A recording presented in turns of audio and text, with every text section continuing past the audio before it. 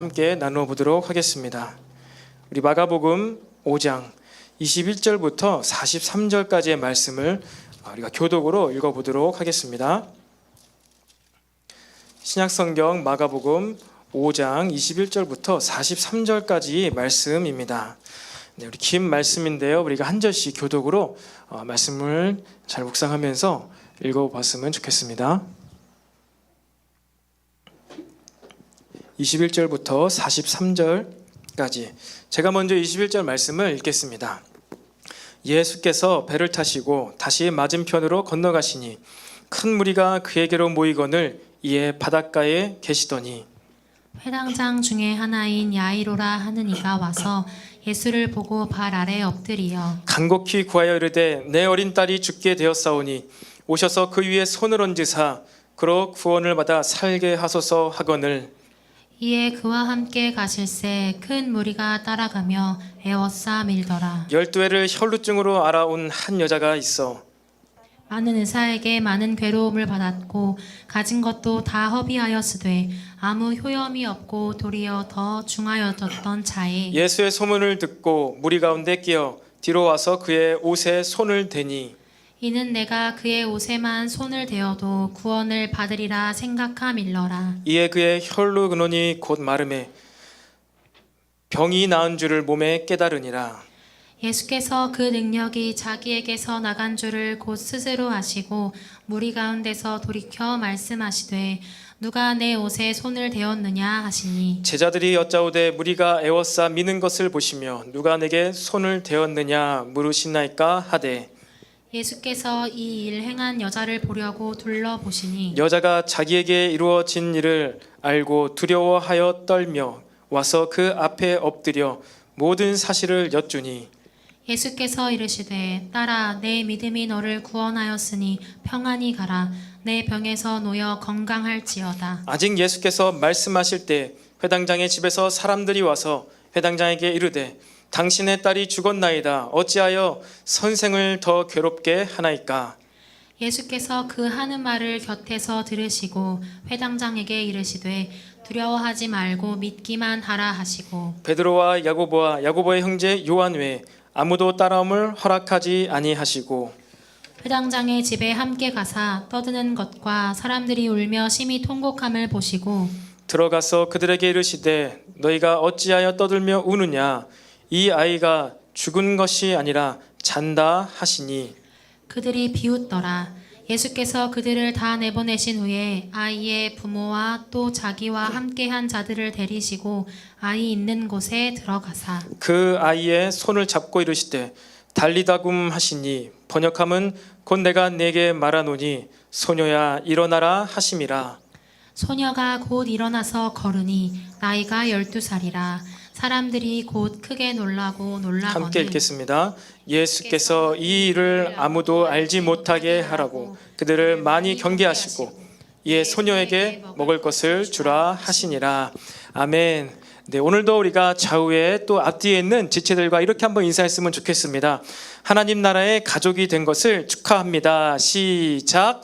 하나님 나라의 가족이 된 것을 축하합니다. 아멘. 여러분 오늘은 우리가 예배를 드리러 왔습니다. 하나님의 말씀, 음성을 들으러 왔습니다. 그런 하나님의 말씀, 음성이 무엇입니까? 바로 하나님의 뜻대로 행하는 자가 하나님의 가족이 될 수 있다. 그 메시지를 우리가 잊지 않았으면 좋겠습니다. 마가복음 3장 마지막 절에 누구든지 하나님의 뜻대로 행하는 자가 내 형제요 자매요 어머니이다. 예수님의 육신의 마리아와 그 야고보와 형제들이 밖에서 기다리고 있는데 그들이 내 가족이 아니라 하나님의 뜻대로 행하는 자가 나의 형제요 자매요 어머니이다. 하나님 나라의 가족이다. 그렇게 말씀을 하셨습니다.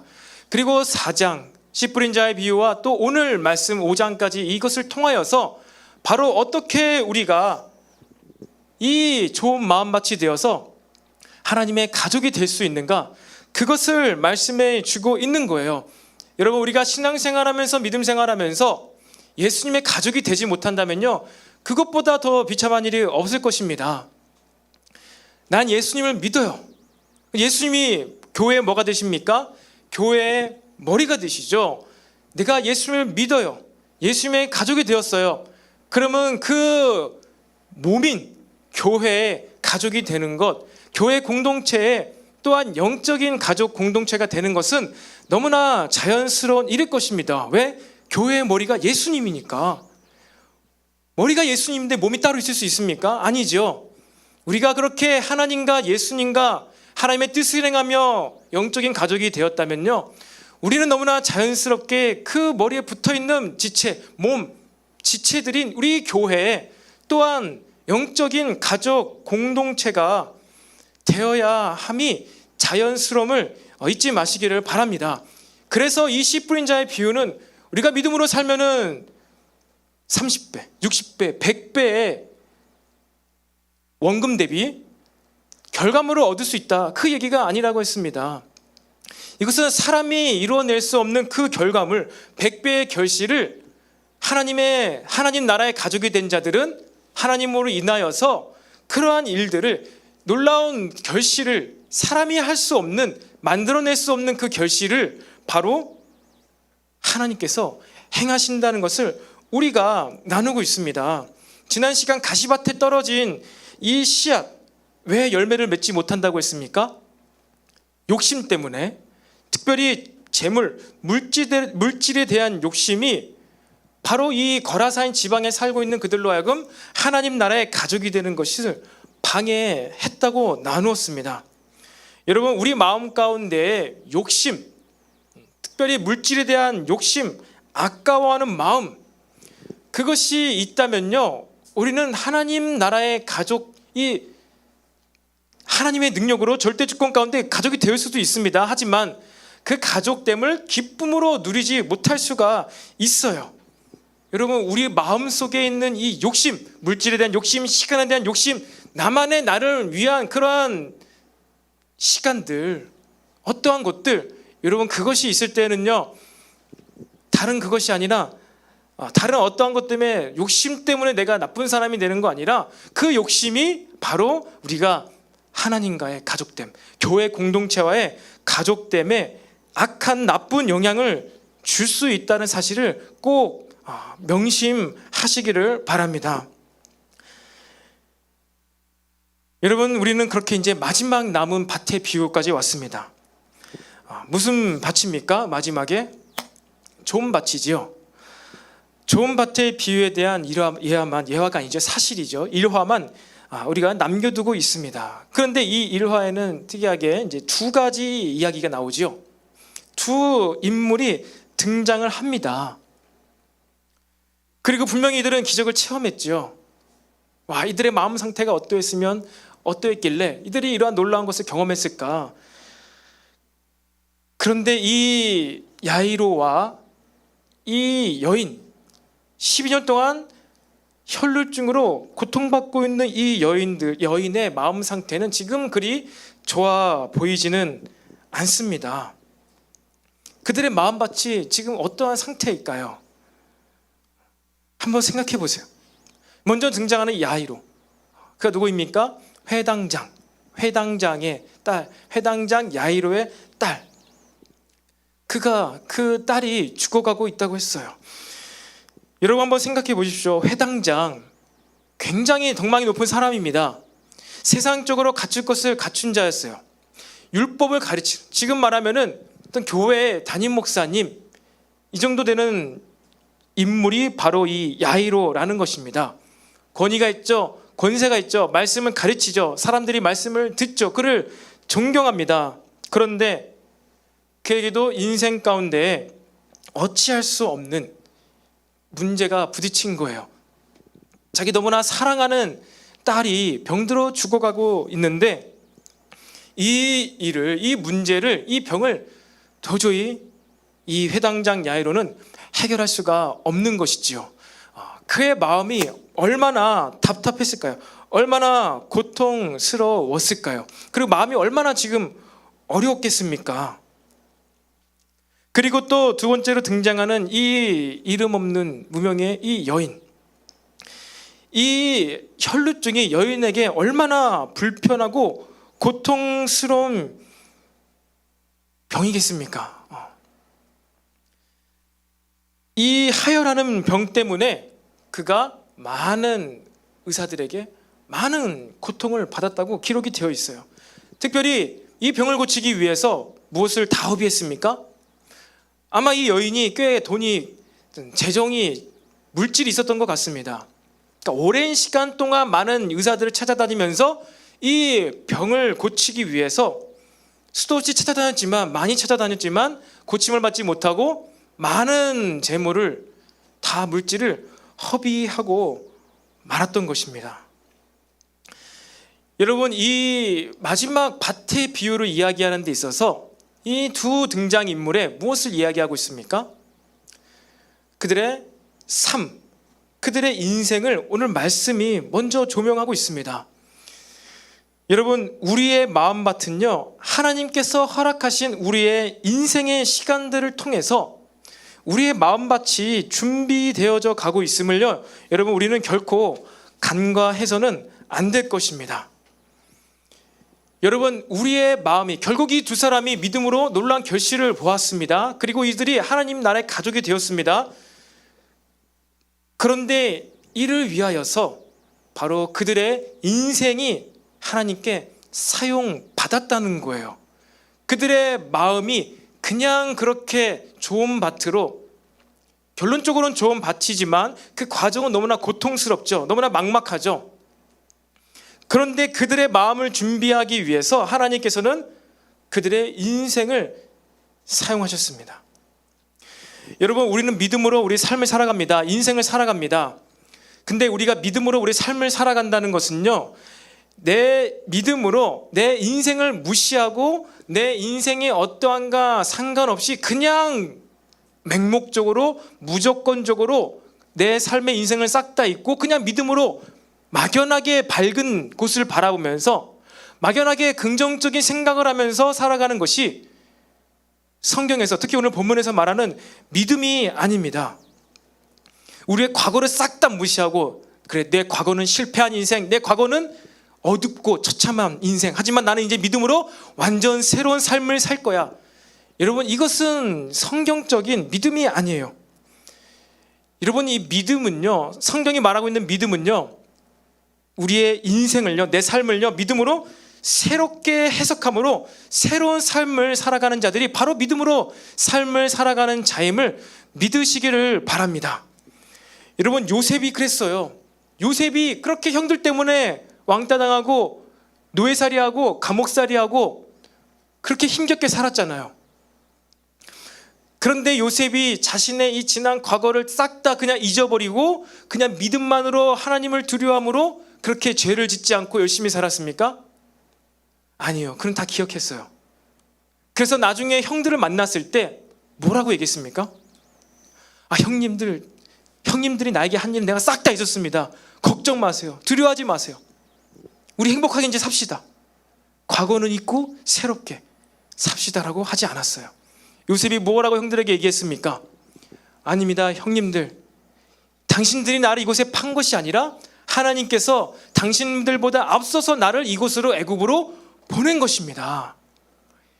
분명히 형들이 그를 팔았는데 그게 아니라 형들을 통하여서 하나님께서는 나를 이 애굽으로 먼저 보내셨다. 그래서 내가 이곳에서 이제 정착하고 자리 잡고 우리가 이곳에서 이제 살 수 있게 되었다. 여러분, 이렇게 얘기를 했습니다. 사도 바울도 마찬가지지요. 하나님께 쓰임 받을 때 사도 바울이 왜 그렇게 헌신적으로 목숨을 아까워하지 않고 복음을 위하여 또 3차, 1차, 2차, 3차까지 지중해 온 지방을 돌아다니면서 유대인으로서 이방인을 위한 사도로 살아갈 수 있었습니까? 예수 믿는 자를 핍박하는 그 은혜의 빚진 자라는 그 자신의 과거를요, 이제 실패가 아니라 새롭게 해석함으로, 그래, 나는 이 은혜의 빚진 자, 이것을 갚아야 돼. 그리고 하나님께서는 나를 모태로부터 택정하셔서 나를 유대인의 아들로, 그리고 로마인의 신분으로 이 땅에 태어나서 로마 제국을 마음껏 누비면서 복음을 전파하게 하셨어. 여러분, 믿음으로 우리가 인생을 살아간다는 것은요, 우리의 인생, 지금까지 살아온 인생을요, 새로운 눈으로, 믿음의 눈으로 해석해서 하나님의 인도하심을 받을 때 우리가 믿음으로 살아갈 수 있다는 것을 믿으시기를 바랍니다. 이 두 사람 마찬가지예요. 오늘 이 야이로와 이 여인이 어떻게 예수님께 나올 수 있었는가? 우리가 너무나 지금까지 많이 듣던 말씀일 것입니다. 하지만 이들이 어떻게 해서 오늘 이 기적을 경험할 수 있었는지 좀 새롭게 한번 보기를 원합니다. 이 죽을 병에 걸린 야이로의 딸은요, 이 야이로의 죄나 그 딸의 죄 때문에 병에 걸린 것이 아닙니다. 혈루증을 앓는 이 여인도요, 그의 인생에 어떤 죄가 있다거나 하는 그러한 단서를 성경은 제공하고 있지 않습니다. 중요한 것은 이 그들의 인생에 이해할 수 없는 그 인생의 시간들로 통하여서 지금 그들의 마음밭이 하나님께 다룸을 받고 있다는 거예요. 이 여인도 그동안 많은 물질을 의지하며 살았겠죠. 하지만 이 병 때문에 12년 전에 생긴 이 병 때문에 그래, 물질도 의미가 없구나. 의사의 의술도 아무런 소용이 없구나. 그것을 깨닫고 예수님께 나올 수가 있던 것입니다. 그리고 먼저는 이 야이로도 마찬가지예요. 야이로도 회당장이라고 했습니다. 랍비라고 했습니다. 율법을 가르치는 자입니다. 덕망이 높은 사람입니다. 그런데 자기가 배운 이 율법, 가르침, 성경에 대한, 구약 성경에 대한 모든 이 지식이 자기의 딸아이의 병을 고치는 데 있어서 아무런 영향도 주지 못하는 것을 그가 그냥 경험한 것이죠. 그런 상황 가운데 야이로는 예수님의 소문을 듣습니다. 어떤 소문을 들었을까요? 지금까지 우리가 마가복음을 나누었죠. 예수님이라는 놀라운 새로운 선생이 계신데 그는 때로는 안식일도 어기고 율법도 어기면서 문둥병 걸린 문둥병자에게 손을 얹어가지고 병을 낫게 하는 분이시다. 어떻게 문둥병자한테 손을 얹는데 그가 나을 수가 있는가? 이건 말이 안 된다. 문둥병자에게 손을 대면 그도 저도 다 부정한 자가 되어서 마을 밖으로 쫓겨나야 되는데 내가 하나님께 배운 말씀은 그것이 아닌데 어떻게 이런 일이 일어날 수 있지? 근데 실제로 이런 일이 바로 났잖아. 도대체 예수란 분이 누구실까? 내가 그동안 배워오고 믿고 있었던 이 말씀, 이 율법, 이것을 뛰어넘는 놀라운 분이시네. 이것에 대한 믿음이 막 들어오는 거예요. 내가 그동안 열심히 지키고 열심히 가르쳤던 율법은 아무런 내 딸에게 도움되지 못했는데 이 율법을 어기는 것처럼 보이는 예수님께서는 오히려 하나님의 기적과 능력과 귀신을 쫓아내는 놀라운 일을 행하셨네. 그 야이로는요, 이 예수님을 믿기 시작했어요. 믿고 싶어졌어요. 그리고 이 예수님께 나아가서 자신이 생각하는 방법으로 자신의 딸 아이를 고쳐달라고 하는 것이 아니라 먼저 이 야이로는 무엇부터 했습니까? 예수의 발 아래 엎드려. 무엇을 한 것입니까? 경배를 한 것입니다. 지금 예배를 한 것이에요. 자기의 체면 이런 거 아무것도 상관이 없습니다. 그리고 사람에게 경배하는 것, 그것은 자신이 가르치고 있던 율법과 상반되는 것이었어요. 나 외에 다른 신을 섬기지 말라. 그런데 지금 이 회당장 야이로는요, 예수님이란 분에 대해서 아주 새로운 관점으로 자신이 지금까지 배워왔고 알고 있던 종교적인 그러한 것을 초월하여서 새로운 시각으로, 이전에는 생각할 수도 없었고 바라볼 수 없는 새로운 관점으로 예수님을 바라보기 시작한 거예요. 그러니 예수님에 대한 태도와 자세가 경배함으로 바뀌게 되었던 것이죠. 그러면서 무엇이랍니까? 제발 자기 집으로 좀 가주십시오. 내 딸아이가 병들어 죽게 되었습니다. 부디 가셔서 손만 얹어서 제 딸아이를 구원해 주십시오. 여러분, 자기 죽어가는 딸만 살릴 수 있다면요, 이 야이로는요, 자신의 체면, 자신의 신분, 그것 아무런 소용이 없다는 것을 인정했다는 것입니다. 그리고 이 딸아이를 살리는 그 방법, 치유하는 방법도 자신의 방법이 아니라 예수님의 방법, 당신의 방법대로 해달라고 그렇게 이야기하고 있는 거예요. 여러분, 이것은 바로 전에 제자들이 보여줬던 방법, 태도와 자세와는 전혀 다른 것입니다. 그들이 이겨낼 수 없는 그 바다 가운데 있었던 풍랑을 맞이했을 때 제자들은 예수님께 어떻게 반응했습니까? 주여, 왜 우리를 돌보지 아니하시나이까? 이것은 무슨 뜻이 담겨져 있다고 했어요?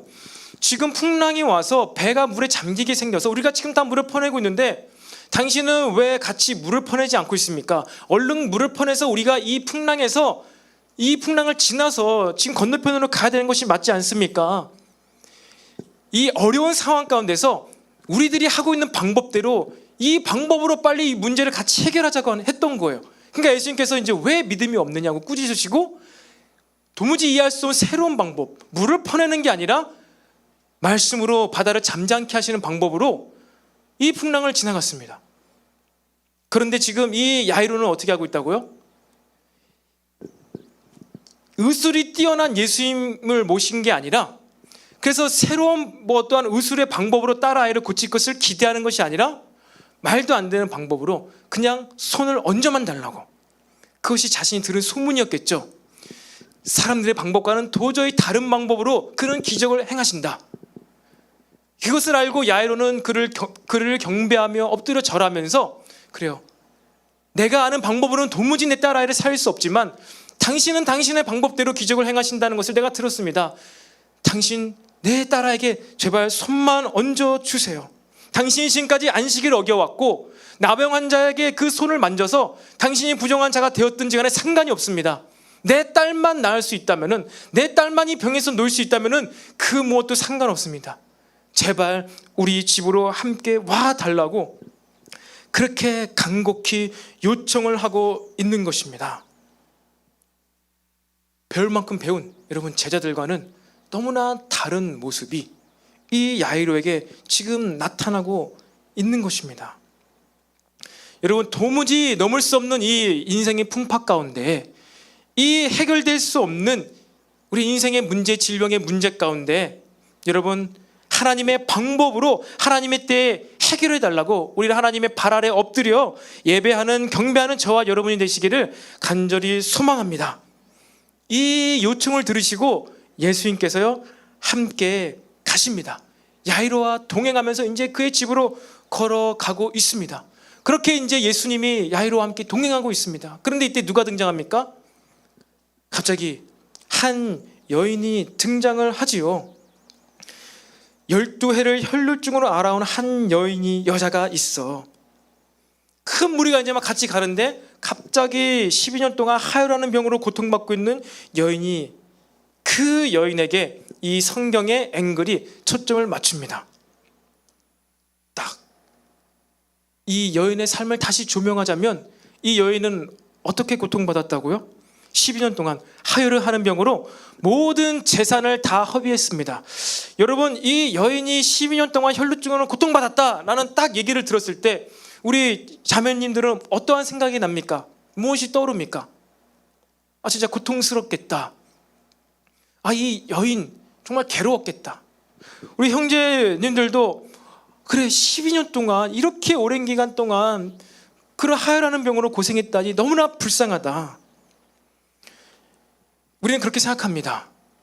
그런데 여러분 생각해 보세요. 12년 동안 이 병이 낫지 않았어요? 그럼 이거는 죽을 병은 아닌 것 같아요. 긴급한 병은 아닌 것 같습니다. 그렇지 않습니까? 그러니까 이것은 굉장히 위급하고 당장 촉각을 다루는 그러한 병이 아니라는 거예요. 유대인들은 이 여인에 대해서 이 성경 말씀을 이제 이야기로 들었을 때 무엇을 생각했냐면, 이 여인이 받았을 그 고통과 이런 것이 아니라 먼저는 이 여인 12년 동안 왕따로 살았겠구나. 12년 동안 가족으로부터도 물론이거니와 그 마을 공동체에서 멀리 떠나서 혼자 지냈어야 되겠구나. 너무나 불쌍하다. 얼마나 외로웠을까. 그에게 육신의 가족이 있더라도 그가 하혈을 했을 때는 부정한 자가 되어서 율법으로는 그 집에서 떠나가서, 마을에서 떠나가서 그 피가 멈출 때까지 들어오지 못했는데 12년 동안 피가 멈추지 않았다고? 이 여인은 얼마나 오랫동안 사람과 함께 교제하며 대화하지 못하고 혼자 살았을까? 외롭겠다. 여러분, 이것이 떠올랐을 거예요. 게다가 물질도 다 허비했다고? 그 하나님께서 은혜를 주셔서 받은 복, 그 물질, 그 재정까지 다 허비했다고? 물질이, 재산이 다 없어졌다고? 하나님의 은혜가 이 여인으로부터 떠나갔구나. 이 여인은 저주받았구나. 하나님께 저주받고 하나님께 버림받아서 가족으로부터도 버림받고 사회로부터도 버림받았구나. 이러한 여인에 대한 이해가 그들에게 들어왔을 것입니다. 그런데 여러분, 바로 이것이, 이러한 인생을 허락하신 것이 바로 하나님께서 지금 이 여인의 마음을 어떻게 하고 계시다고요? 좋은 밭으로, 그런 육신의 인간들과의 그런 가족 공동체가 아닌, 지금 이 당시에 누구도 누리지 못하고 있는 그 영적인 하나님과의 가족됨을 누리게 하기 위하여서, 도무지 인간적으로는 이해할 수 없는, 율법적으로는, 종교적으로 이해할 수 없는 그 어려움에 이해하지 못할 시간을 허락을 하셨다는 거예요.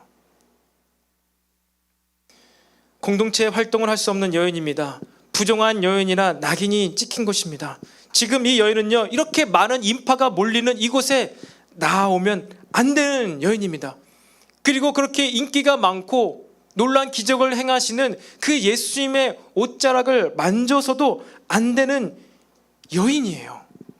여러분, 우리는 이 여인에 대해서 생각할 때 혹여나, 그래, 이렇게 인파를 뚫고 창피함과 이런 것을 다 뚫고 나아가서 이 예수님의 옷자락을 만지기 위해서 막 이렇게 처절하게 치열하게 인파를 해치고 가서 딱 만지는, 이 여인 진짜 대단하다, 이 믿음 대단하다, 굳세다, 장하다, 저렇게 열심히 인파를 해치우고 나가서 옷을 잡았으니 대단한 믿음이다, 날 수밖에 없지. 여러분, 이 믿음을 이 성경은 이야기하고 있는 것이 아니에요. 이 여인은요, 그러한 열심과 노력으로 예수님의 옷자락을 잡으러 나온 것이 아닙니다.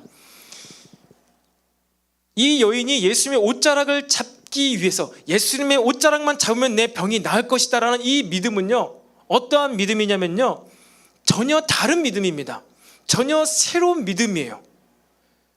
도저히 그 당시의 문화와 종교와 율법 가운데는 생각할 수 없는, 상상조차 할 수 없는 바로 그 믿음이에요. 자신이 이 예수님의 옷자락을 잡으면 그 순간 예수님이 부정한 자가 되는 거예요. 그것이 그 당시의 문화였어요. 종교였습니다. 율법이었습니다. 법이었습니다. 법. 이 여인이 예수님의 옷자락을 잡으면 낫겠다라고 생각한 건요, 이것은요, 법을 어기는 거예요. 율법을 초월하는 것이지요. 예수님의 관점, 하나님의 관점에서는 율법을 초월하는 것이에요. 사람들의 관점에서는 범법자인 것이죠. 율법을 어기는 것입니다. 그러니까 예수님을 옷자락을 잡으면은 이 여인은 율법을 어기는 거예요. 그러면 처벌을 받아야 되는 거예요. 근데 여인은 예수님 옷자락을 잡았어요. 여러분, 처벌받기 위해서 예수님 옷자락을 잡는 어리석은 자가 누가 있습니까? 여인은 내가 예수님 옷자락을 잡으면 처벌받겠다는 생각이 아니라 무슨 마음이 들었다고요?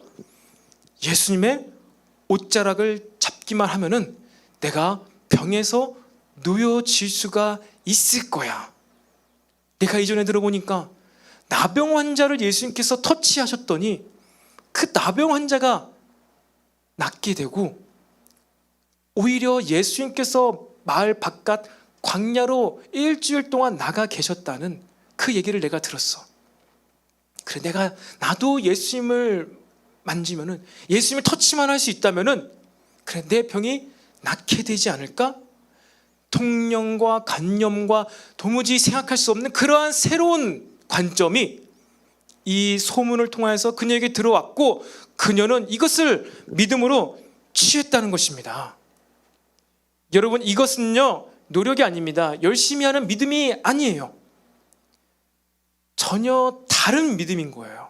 사람들이 말하는 믿음이 아니라 위로부터 하늘로부터 하나님께서 주신 새로운 믿음이라는 것입니다.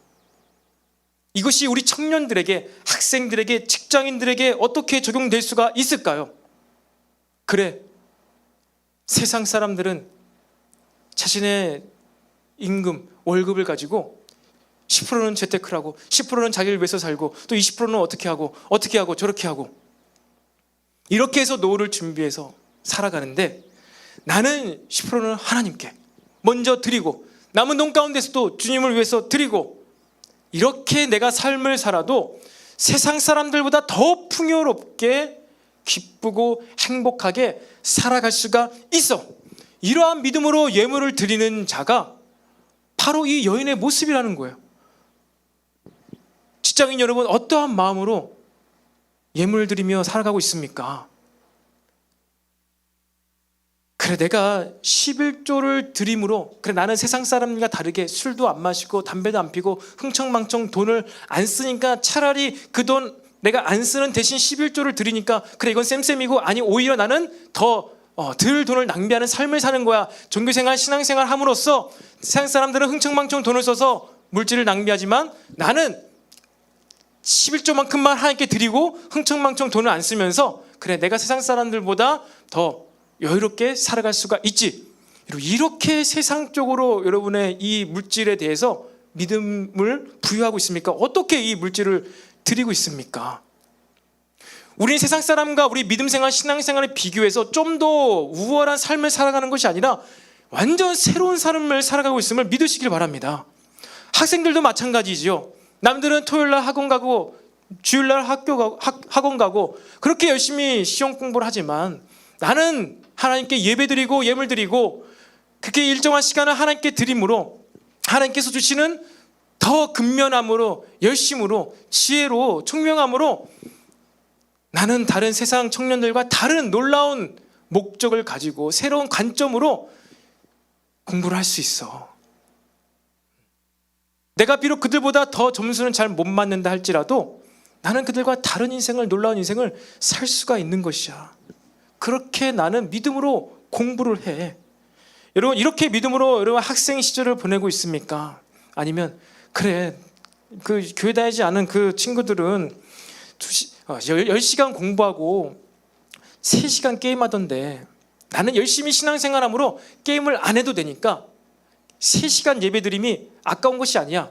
그 친구들도 10시간 공부하고 3시간 게임하는데 나는 그 게임할 시간에 하나님께 예배드리고 나머지 시간 그들과 똑같이 더 열심히 공부해서 더 똑똑해질 수 있어. 이렇게 어떤 약간 우월한 정도로 여러분의 그 믿음으로 공부를 하고 있습니까? 아니면 그냥 전혀 완전 다른 새로운 차원의 관점을 가지고 공부에 대한 믿음을 갖고 공부를 하고 있습니까? 여러분, 이 여인이 그렇게 예수의 옷자락을 잡은 건요, 열심이 아니에요. 대단한 믿음이 아닙니다. 이것은 다른 믿음이에요. 그래, 사람이 할 수 없는 이 일을 예수님께서는 하실 수 있을 거야. 하나님께서는 하실 수 있을 거야. 여러분, 이러한 믿음이 있는 자가 무엇이 된다고요? 무엇을 경험한다고요? 하나님의 가족됨을 경험할 수가 있다는 것입니다. 사람들이 그어놓은 그 선, 그 기준, 그것을 초월하는 것, 이것이 하나님의 가족됨을 누리고 있는 자의 삶의 태도와 자세, 모습이라는 것이죠. 여러분, 세상 기준의 이러한 한계를 뚫어낼 때 우리는 하나님의 가족됨을요, 그때 경험할 수가 있습니다. 그리고 그는요, 하나님께서 주시는 그 임재를 더 깊이 경험하면서 이것이 하나님의 가족됨이구나 라면서 하나님의 가족됨이 무엇인지를 알고 그 기쁨을 누리려고 해요. 여러분, 그 군대 귀신 들렸던 자가 자유하게 되었죠. 내가 주님을 따라가고 싶습니다 했을 때 예수님께서는 이 가족으로 돌아가라, 육신의 가족에게로 가라, 갔습니다. 그런데 그 귀신 들렸던 자가 무엇을 했다고 기록이 되어 있죠? 지난 시간에 얘기는 안 했지만 그가 데가볼리를 다니면서 예수를 전파하니라. 데가볼리는요, 말 도시 이름이 아닙니다. 데카, 10, 열이라는 숫자죠. 볼리, 폴리스입니다. 도시, 그리스 아테네 그때 당시에 10개의 성읍들, 10개의 큰 도시들을 다니면서 그가 무엇을 했다고요? 예수님을 전파했다고요. 하나님 나라의 뜻을 행하는 자가 된 거예요. 육신의 가족에게도 돌아갔는데 내가 이 예수를 전파하는 것이 이제 내가 하나님의 가족됨을 더 기쁨으로 누리는 것이구나 하는 것을 알고 자연스럽게 대가벌리로 다니면서 10개의 큰 도시들을 다니면서 예수님께서 구체적으로 시키지도 않은 그 사역을 하면서 지금 그는 무슨 삶을 살고 있다고요? 하나님 나라의 가족됨을 기쁨으로 누리고 있는 거예요. 여러분, 그렇게 이 여인은요 12해 동안 혈루증을 앓고 있던 이 여인은요 새로운 믿음이 그의 인생 가운데 이것도 소용이 없구나, 이 물질도 소용없구나, 의사도 의술도 소용이 없구나. 근데 거기서 자신의 인생을 포기하고 그래 난 평생 죽을 때까지 왕따로 살아야 돼, 나를 맞이해주고 나를 받아주는 공동체는 이 세상에 존재할 수가 없어. 왜? 나는 하혈하는 여인이기 때문에. 그런데 그것을 뛰어넘어서, 율법을 뛰어넘어서 붙잡기만 하면, 옷자락을 잡기만 하면 난 나을 수 있어. 내가 믿음으로 이렇게만 하기만 해. 이건 믿음입니다. 믿음으로 내가 신앙생활 다시 시작하면, 믿음으로 내가 공부만 하면, 믿음으로 내가 직장생활만 하면은 하나님께서 새 일을 행하실 거야. 여러분, 이 믿음을 통하여서 우리는 하나님과의 가족됨을 누릴 수가 있다는 것입니다. 여러분, 이 믿음으로 인하여서 저와 여러분에게 이 더 풍성한 믿음의 영적인 가족 공동체가 부어지기를 간절히 소망합니다. 이 믿음 때문에 그녀는요 모든 이제 인생의 풍파가 사라졌고요, 다시 그녀는 마을로 돌아갈 수가 있게 되었습니다. 그리고 아마도 그녀는 예수님의 사역을 도왔던 누가복음에 나오는 수많은 여인 중에 한 사람이 되었을 거예요. 하나님의 가족이 된 것이죠. 여러분, 해결이 안 되는 문제 때문에 공동체와 함께 할 수 없는 이 비참한 여인을 그 구원하신, 놀라운 방법으로 구원하신 하나님을 찬양합니다. 할렐루야, 아멘. 그런데 바로 그때 비보가 전해지는 것이죠. 이렇게 예수님께서 아직도 이 말씀을 하시 그때 주님, 주님, 더 이상 그 선생을 괴롭게 하지 마십시오. 당신의 딸이 죽고 말았습니다. 여러분, 제가 좀 극적인 표현이 안 됐습니다. 예수님께서 딸아, 내가 이제 건강할지어다 하는데 주님, 당신의 딸이 죽고 말았습니다. 왜 예수님을 괴롭게 하십니까? 그를 그냥 보내주십시오. 여러분, 이 여인은 지금 병이 나와서 기뻐하고 있지만 그것을 그냥 옆에서 바라보고 있던 이 야이로는 마음이 어땠을까요? 내가 지금 내 체면, 내가 그동안 가르쳤던 율법 다 내가 무시하고 안식일도 때로는 어겼고 문둥병자를 막 만지기도 했던 이 예수님을 그냥 믿음으로 내가 제발 우리 집에 가달라고 부탁을 했는데 웬 남대없는 이름도 모르는 이 갑자기 이상한 여자가 나타나가지고, 그것도 피를 흘리는 여자가 나타나가지고 예수님 옷자락에 손을 잡아가지고 지금 우리 집으로 가는 이 일이 진행이 지연이 됐는데 난 지금 안전부도 하지 못하고 빨리 좀 예수님 우리 집에 가가지고 우리 딸에게 손을 얹어야 되는데, 그런데 뭐야, 이 여자 때문에 내 딸이 지금 죽고야 말았네. 얼마나 황당한 일이 벌어졌습니까? 지금 야이로의 마음은요 어떤 마음일까요? 점점 좋은 밭으로 기경되어 가고 있습니까? 아니면은 지금 마음이 뒤집어지고 있을까요? 내가 어떻게 해서 지금은 사람에게 경배까지 하면서 제발 우리 집으로 가달라고 해가지고 예수님이 날 좀 기쁘게 봐주셔서 그냥 우리 집으로 가고 계셨는데 내 딸이 여기서 죽고 말다니. 죽어가는 수많은 사람들을 살렸다고 해서 죽어가는 내 딸도 살릴 줄 알고 내가 왔는데 죽어버렸어. 싸늘한 시체가 되어버렸어. 이를 어찌할 수 있을까요? 여러분들이 이 인생의 풍파 가운데에서 딸아이가 병들어 죽어가고 있는 이러한 상황 가운데에서도 여러분의 의지로, 여러분의 열심으로, 노력으로 예수님께, 주님께 믿음으로 예배로 나아가고 찬양의 시간으로, 기도의 시간으로 나아간 적이 있었을 것입니다. 간절히 매달리며 문제 해결을 받기 위하여서 기도하며 매달린 순간들이 있었을 것이에요. 그런데 여러분, 우리가 진정으로 거기서 100배의 결실을 맺고자 한다면, 즉 하나님의 참 가족이 됨을 경험하고자 한다면, 여러분, 때로는 우리의 인내심, 때로는 우리의 참고 견딤으로는 도저히 감당이 안 되는 일이 벌어질 수도 있다는 것입니다. 나의 열심과 나의 노력, 나의 인내, 나의 참고 견딤, 나의 의지로 나의 체면을 다 무시하고 이겨냄으로 참아온 그 어떠한 일들이 다 한순간에 와르르 무너져 내리는 일들이 경험되어진다는 거예요. 야이로도 여기까지 나오는데 많은 생각들을 했었을 것입니다. 많은 결정들, 많은 환난을 넘어왔어요 지금. 그런데 내가 이렇게나 참고 왔음에도 불구하고 저 하찮은 여자 때문에, 저 부정한 여자 때문에 지금 내 딸이 죽고야 말아버린 거예요. 죽은 사람을 살렸다는 얘기는 들어본 적이 없어요 아직까지는. 이 상황 가운데 야이로는 결정을 해야 합니다.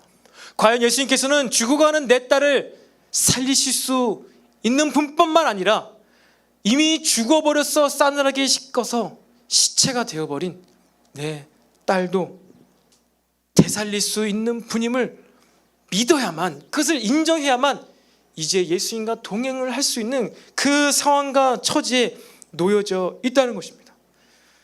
여러분, 우리 하나님께서 이 모든 상황을 계획하셨다면 너무나 잔인한 건 아닙니까? 죽기 전에 손을 얹어서 나면 얼마나 좋아요. 해피엔딩이에요. 근데 왜 하필이면, 그것도 왜 가다가 중간에 이상한 여자 때문에 일이 지체가 되어가지고 이 딸아이가 죽어버리고 마는 이러한 끔찍한 일을 허락하셨을까요? 그런데 주님께서는 때로는 바로 이러한 방법으로 우리의 마음밭에 믿음에 부어지기를, 좋은 마음밭이 되기를 허락하신다는 겁니다. 여러분, 이 여자도 마찬가지예요. 이 혈루증 앓는 여인도 마찬가지예요. 그렇게 정말 죽음을 극복하는 새로운 믿음으로 예수님을 붙잡았어요. 야이로도 마찬가지입니다. 지금 이 믿음의 결단의 이 선택의 기로에 놓인 거예요. 마찬가지입니다. 여러분, 인생 가운데 그래도 내가 모태 신앙이니까 주일 성수는 해야 되겠고 열심히 공부는 해야 되겠고, 그런데 내 눈앞에 닥쳐있는 이 어려움 때문에 무엇입니까? 내가 이제 선택을 해야 되죠. 선택.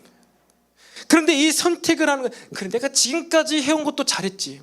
야이로도 그래 내가 그래도 여기까지 막 예수님께 절하며 엎드리며 경배하며 여기까지 해온 것도 잘했지. 그런데 예수님은 죽은 사람까지는 살릴 수 있는 분이 아닐 것 같아 라면서 그렇게 포기하고, 선생님 됐습니다. 그냥 제 딸이 죽어버렸군요.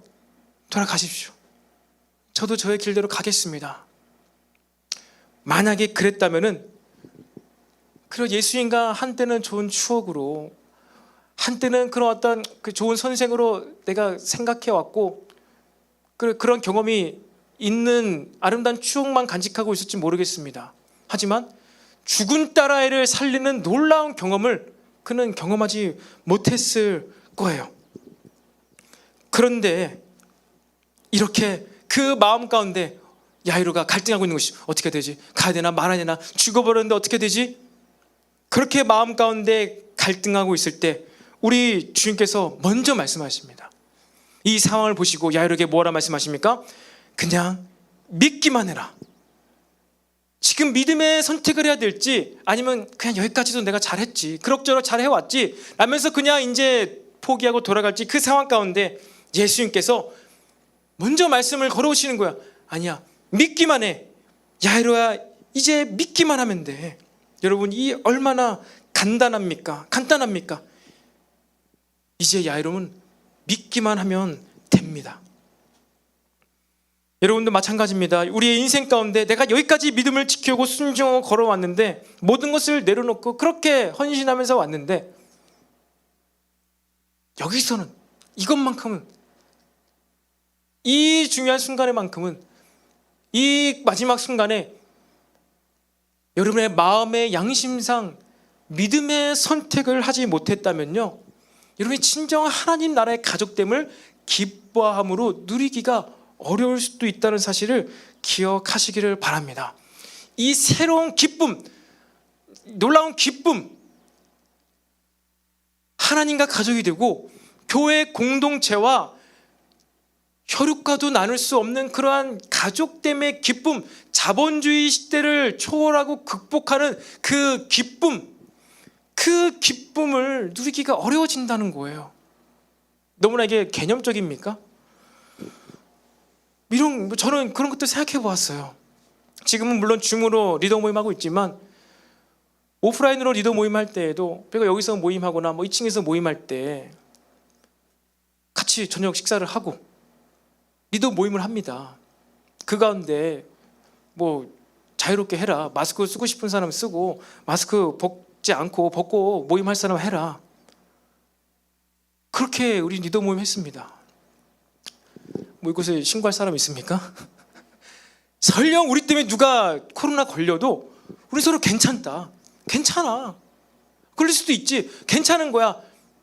자유하자. 그러한 대화를 했던 기억이 있습니다. 하지만 지금은 이제 얼마 전부터는 줌으로 합니다. 온라인으로 합니다. 여러분, 하나님과의 영적인 가족 공동체, 그리고 머리를 예수님으로 모시고 있는 교회 공동체 가운데에서 우리가 누려야 되는 것이 무엇이라고요? 기도, 응답, 성공, 그것이 아니라 가족됨을 누리는 거예요. 근데 그 가족됨을 누리기 위해서 무엇이 필요하다고요? 끝까지 내가 내 의지로 붙잡고 있었던 이 믿음의 선택을 이제 예수님께 드리는 거예요. 예수님께서 무엇이라 하는지 듣는 거예요. 믿기만 해라. 근데 어떻게 할래? 그것도 아니고 믿기만 해라. 야이로는 이 말씀을 들었습니다. 그리고 믿었습니다. 그리고 여기서부터 딸이 살아날 때까지 야이로는 등장하지 않아요. 그가 어떠한 행동을 했다, 어떠한 말을 했다, 답변했다 등장하지 않아요. 아마도 이 야이로의 상태는 그랬을 것 같아요. 혼이 나간 사람인 거예요. 내가 지금 죽은 딸아이한테 가서 도대체 무슨 기적을 보자고 이 예수님, 부정한 여인에게 몸을 만진당한 이 예수님과 같이 가고 있는가? 아마 제 생각에는 이 야이로는 그의 인간적인 모든 생각이 사라지고 아주 그냥 순수한 그 믿음만 둥둥둥 떠서 예수님과 함께함으로 그냥 그 믿음 하나만으로 어떠한 생각도 들지 않고 딸이 살아날 때까지 끝까지 갔을 것입니다. 딸이 살아날 때까지, 일어날 때까지, 크게 놀라기 전까지 어떠한 판단, 어떠한 생각 하지 않고 그 결과를 예수님께만 드렸던 것 같아요. 아니, 그렇게 할 수밖에 없었을 것입니다. 왜 그렇죠? 여러분, 이 야이로의 집에 들어갔을 때 사람들이 주변에서 어떻게 했습니까? 예수님을 비웃었어요. 그 예수님께서 베드로와 야고보와 요한만 데려갔습니다. 왜 그랬을까요? 우리 예수님께서 좀 한두 가지 기적 행하신다고 하더니만 죽은 사람도 살리러 가나? 딸아이가 죽었다는데 왜 가지? 그 마음 가운데 의심이 있었을지도 모르겠습니다. 그런데 믿고 있는 믿음이 부어진 그 야이로와 베드로와 야고보와 이 요한, 이 특별한 제자들이죠. 예수님께서 더 가까이 두셨던 제자들입니다. 그들을 특별히 더 사랑했는지는 모르겠지만 분명히 그들은요 다른 가르침과 어떠한 경험을 예수님으로부터 받았어요. 그래서 그 세 명만, 특별 대우는 아닙니다. 사역을 위해서 그 세 명하고 야이로, 순수한 믿음의 결정체가 있는, 그래서 아무리 사람들이 비웃고 수군덕거리고 말도 안 되는 일을 행하러 간다라고 말해도 그것에 요지부동하고 영향받지 않을 그 사람들을 데리고 이 죽어있는 이 소녀에게로 갔던 것입니다. 여러분, 온전하게 예수님만을 믿는다, 온전하게 예수님만을 믿는다는 것이 무엇입니까? 때로는 사람들이 우리를 비웃는 그 소리가 들리지가 않는 거예요. 그렇죠. 이제 내가 십자가에 못 박혀 죽었나니, 그리스도와 십자가에 못 박혀 죽었나니, 이제는 내가 사는 것이 아닌 것이에요. 내가 사는 것이 아닌데 왜 세상적인 기준으로 비웃는 나를 내가 왜 부끄러워합니까? 그럴 필요가 없는 거예요. 직장인들이 비웃을 수 있습니다. 너 그 돈 가지고 10% 재테크하면은 지금 10년 만에 2배로 네 돈을 키울 수 있는데 왜 그렇게 어리석게 교회에 갖다 돈을 바치냐. 그거 다 목사들이 욕심쟁이여서 그런 거야. 교회가 다 타락해서 그런 거야. 11조 그자 할 필요 없어. 열심히만 살아. 비웃고 있어요. 그것을 인간적인 생각으로 판단하면 진짜 그런 것 같아요. 그런데 우리가 온전히 믿음으로 사는 건요, 그 소리가 틀리지 않는 거예요. 틀리지 않아요. 어떠한 결과를 볼 때까지, 하나님의 영광을 볼 때까지 죽은 사람처럼, 마치 그냥 아예 죽어버리는 거 아닙니다. 죽은 사람처럼 그 예수님과 동행함으로 세상 사람들은 도저히 볼 수 없는 그 놀라운 기적의 현장, 달리다 굼 했을 때 이 소녀가 어떤 식으로 눈을 뜨고 어떠한 그때 영적인 분위기와 어떠한 임재와 어떠한 느낌이 있을까? 사람들은 소문으로 들었겠죠. 하지만 그 임재는, 그 능력의 현장은 경험할 수가 없었습니다. 아버지와 야이로와 이 베드로, 야고보와 요한은 그런데 그 임재를 경험했던 거예요. 왜? 하나님 나라의 가족이 되어가니까 그 임재를, 경험을 예수님께서 허락해 주셨다는 것입니다. 제자들은 뭐 솔직히 말해서, 구체적으로 말해서, 좀 냉철하게 말해서 이 예수님과의 가족됨을 누리지 못하고 있었습니다. 누리지 못하고 있었어요. 진짜 가족됨을 누리고 있던 자는 제자들이 아니라 야이로였어요. 그리고 그 여인이었어요. 야이로는 그 믿음으로 말미암아서 무엇을 했습니까? 하나님과의 가족됨을 누리고 있었고, 제자들은, 이 세 명의 제자는 예수님께서 이 임재를 경험하게 하기 위해서, 맛보게 하기 위해서 그들을 데려왔던 것입니다. 그리고 그들에게 이 기적의 현장을 예수님께서 보여주십니다.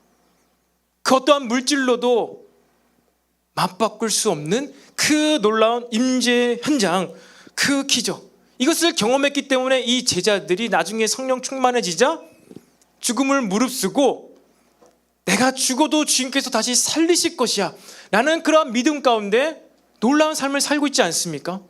여러분, 우리도 마찬가지 아닙니까? 우리들이 영원히 이 땅에서 좋게 행복하게 성공해서 살고자 우리가 신앙생활 합니까? 그렇지 않죠. 우리는 영원한 나라, 새로운 하늘나라를 꿈꾸며 이 땅을 살아가고 있지 않습니까? 여러분, 천국에 대한 소망이 있으십니까? 천국에 대한 소망이 없다면 우리는 이 믿음 생활을 할 수가 없는 거예요. 그런데 우리는 이 땅에서의 이러한 삶이 아니라 새롭고 놀라운 삶, 그리고 그것은 하나님께서만 가능하신 거야. 하나님과의 가족되는 자가 바로 그것을 누릴 수가 있는 거야. 이 믿음으로 예수님을 붙잡고 믿음으로 사는 자들이 바로 지금 말씀을 듣고 있는 저와 여러분임을 여러분 믿으시기를 바랍니다. 우리들의 인생 가운데서 내가 그동안 믿음으로 나의 의지로 열심히 붙잡고 있는데 어느 한순간 도저히 넘을 수 없는 어떤 벽, 죽음과도 같은, 도저히 살 수 없어, 견딜 수 없어, 이것을 하지 않으면 나는 죽을 것만 같은 그 순간 가운데서 여러분 혹시 믿음으로 선택한 인생의 경험의 시간들이 있으십니까? 그렇다면 그 선택으로 인하여서 여러분들은 하나님 나라의 가족됨의 기쁨을 누리고 있음을 여러분 믿으시기를 바랍니다. 여러분이 일하시면서도요, 그래서 믿음으로 일해야 돼요. 내가 열심히 일하면 돈을 버는 것이고 승진을 빨리 하겠지, 이것이 아니라 내가 믿음으로 일했을 때 하나님께서 기뻐하시는구나, 내가 믿음으로 일했을 때 하나님 나라의 가족이 되는구나 라면서 설렘으로 일을 하셔야 돼요.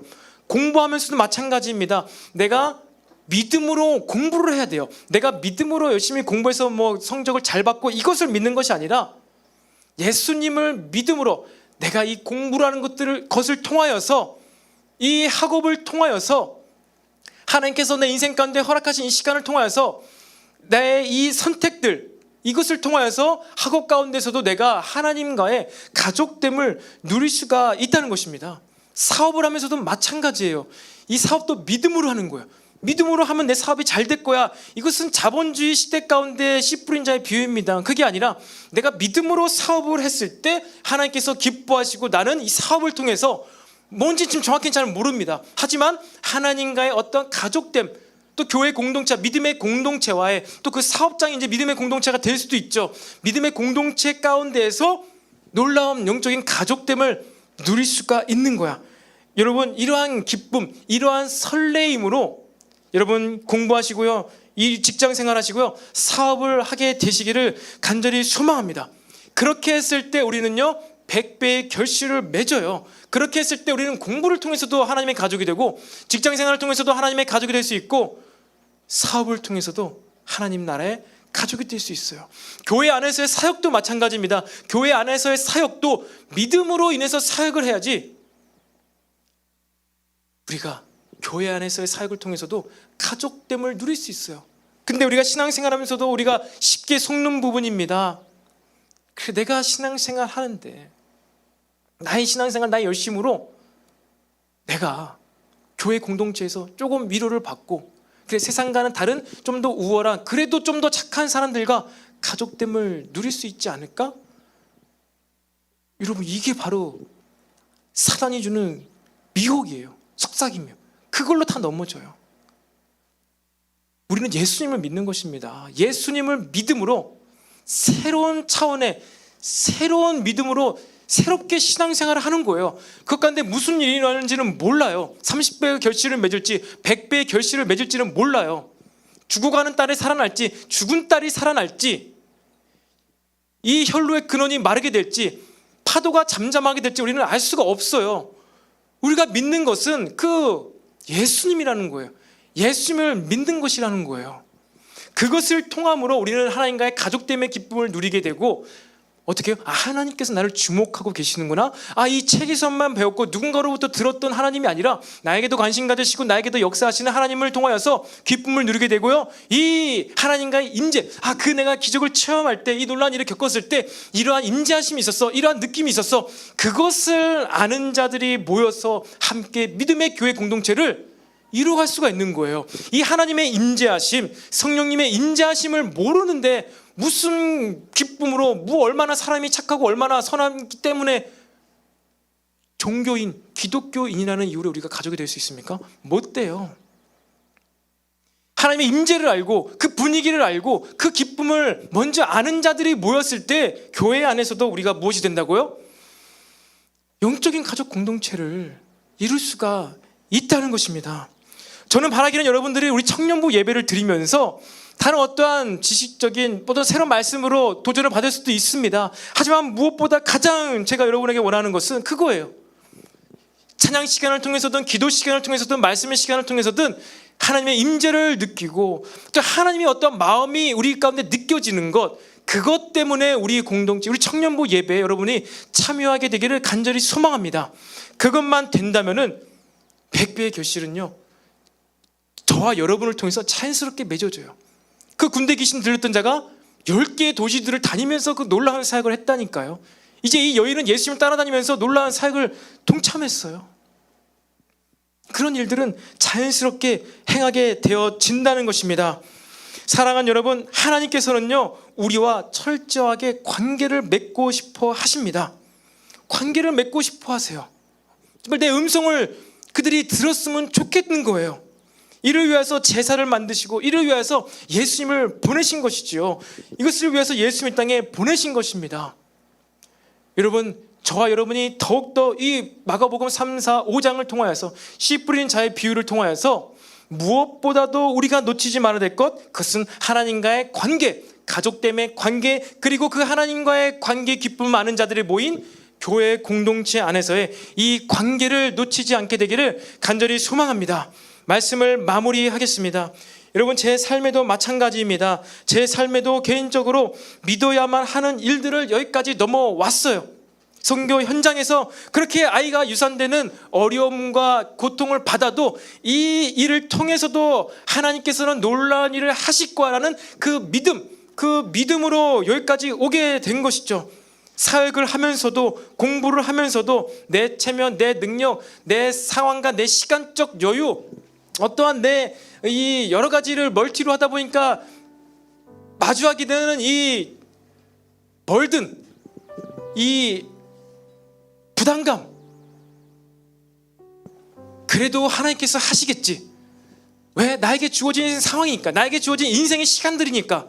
그래서 그렇게 1년 살아오니까 벌써 5년이 되었고, 이렇게 여러분과 함께 사역을 할 수가 있는 것입니다. 제가 그냥 뭐 제 능력으로, 제 잘남으로 그런 것이 아니라 주어진 상황 가운데서 계속 그렇게 벌든이 되고 막 번업이 될 것만 같은 그 상황 가운데서도 나를 죽이고 내 생각과 판단으로 내려놓고 그냥 그렇게 마치 이 야이로가 숨이 꼴딱 넘어가는 순간까지 한 번 더 믿고 그것처럼 저도 마찬가지예요. 믿고 그 계속 믿음을 이어와서 제가 여러분 앞에 서 있고 또 그 다음들을 계속해서 준비해 나가고 있다는 것입니다. 여러분, 이것은 제가 뭐 특별해서가 아니라 하나님을 믿는 자들이 다 동일해요. 다 동일합니다. 믿음으로 공부를 해야 돼요. 믿음으로 직장 생활해요. 뭘 믿어요? 예수님을 믿는 거예요. 예수님이 하실, 나는 구체적으로 몰라, 하지만 예수님께서 하실 무언가 그 일을 그것을 믿음으로 공부하고 직장 생활을 하는 거야. 때로는 이 믿음의 기로에 놓였을 때, 내가 믿음을 선택했을 때, 이건 양심입니다. 여러분의 마음속에는 양심입니다. 내가 이 믿음을, 양심 때문에 이 믿음의 길을 선택했을 때는 죽을 것만 같고 다 포기되어질 것만 같고 없어질 것만 같은 그 순간이 있을 거예요. 근데 여러분, 그때 뭐 제가 A, B를 선택하라고 말씀드리지 않습니다. 근데 믿음을 선택하세요. 예수님을 믿기만 하세요. 그러면 그때 여러분은 하나님 나라의 가족이 되는 기쁨을 경험할 수 있게 될 것입니다. 이 기쁨 때문에 우리는 신앙생활을 해야 돼요. 이 기쁨이 있다면요, 뭐 다른 거 중요하지가 않아요. 온라인이 중요하거나 오프라인이 중요하거나 뭐 그것이 중요한 것이 아니에요. 이 기쁨만 놓치지 않을 수 있다면요, 다 괜찮아요. 주님께서는 모든 상황을 통하여서 우리들에게 100배의 결실을 주실 것을 믿으시기를 바랍니다. 아멘. 우리 여러분, 이 시간 다 같이 자리에서 일어나서 우리 이 다시 한번 이 찬양을